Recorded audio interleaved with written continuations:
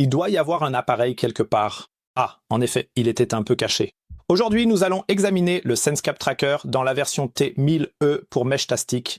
Un nœud Meshtastic entièrement autonome peut bien sûr être flashé différemment, car contrairement à la série T1000, ici nous pouvons utiliser un câble de données, mais je m'avance déjà. Vous connaissez peut-être déjà cette languette à tirer sur les produits. C'est encore l'ancienne version de la languette à tirer. Seuls les accessoires tombent alors. L'appareil proprement dit apparaît ici. Nous recevons un chargeur avec ce qu'on appelle des Pogo Pins. Nous allons les regarder rapidement car ils sont intéressants. Vous en voyez 4 au total et ils s'enfoncent légèrement. Cela signifie que lorsque je connecte l'appareil ici, il se positionne automatiquement dans la bonne orientation. De l'autre côté, cela ne fonctionne pas. Les aimants ne fonctionnent pas de ce côté-là. Les 4 broches signifient ici que l'appareil est programmable, flashable. Vous pouvez donc non seulement le recharger avec ça, mais aussi y charger des logiciels.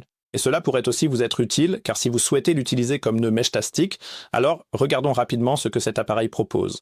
Il possède un buzzer intégré, une petite LED au centre, ainsi qu'un bouton poussoir intégré.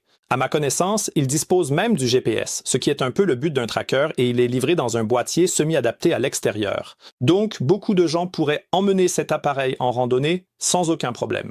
Ici, c'est vraiment un peu, enfin je ne veux pas dire soudé, mais il y a un peu de colle dessus.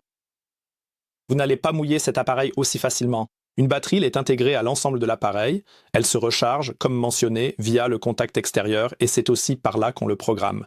Et avec ce nœud Meshtastic, vous ne pouvez pas faire grand-chose pour l'instant. Il vous faut encore un deuxième appareil pour cela, à savoir votre téléphone. Et sur ce téléphone, il y a alors l'application Meshtastic, ou pour les passionnés de Meshcore, l'application Meshcore.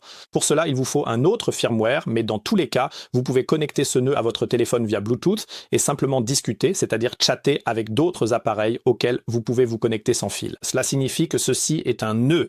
Vous connectez ce nœud à votre téléphone et votre téléphone devient en quelque sorte votre entrée, c'est-à-dire votre interface.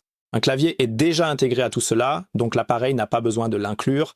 Il se charge simplement de l'envoi via LoRa ou selon le protocole Meshtastic ou Meshcore, mais il s'agit d'un standard LoRa et votre téléphone sert uniquement à la commande. L'application est disponible gratuitement pour Meshtastic, c'est avec cela qu'elle est livrée au moins. Pour d'autres choses comme Meshcore ou des projets similaires, veuillez simplement consulter les projets correspondants. Normalement, vous y trouverez également des applications gratuites. Voici tout le tracker qui est inclus ici. C'est aussi tout le déballage. Comme je l'ai dit, la différence avec la série T1000, c'est qu'il a 4 broches et non seulement 2. Attention, les câbles Calad ne sont pas non plus identiques, autant que je sache. Vous devez donc faire attention si vous pensez « j'en ai encore quelques-uns qui traînent ». Malheureusement, cela ne fonctionnera pas.